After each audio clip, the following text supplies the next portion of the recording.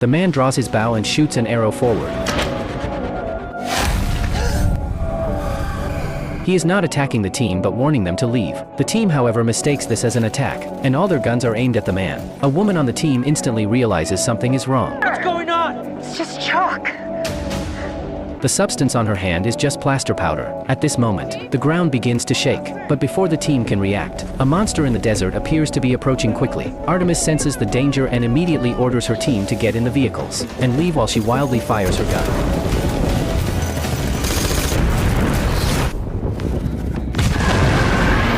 In a flash, a vehicle is overturned, and the unknown monster finally reveals its true form, a sand dragon. Since bullets are useless, a team member prepares to use a rocket launcher. However, the dragon gives him no chance. In an instant, their last vehicle is also thrown. And a team member, before he can even climb out of the vehicle, is pierced through the chest. However, he uses his last breath to pull the pin on a grenade.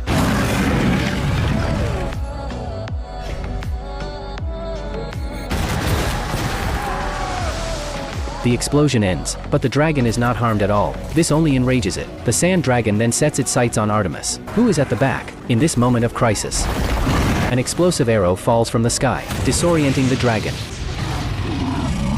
Thanks to the distant hunter, the team gets a chance to escape into a cave, but the dragon does not give up and repeatedly rams the cave entrance, breaking off one of its horns. The dragon then buries itself in the sand and leaves. The team finally escapes death, but as night falls, another crisis silently arrives. Just as the team is discussing how to escape, a spider-like monster appears. Artemis is knocked unconscious. It turns out that a spider monster has been hiding in the dark. A team member seizes the opportunity to shoot it,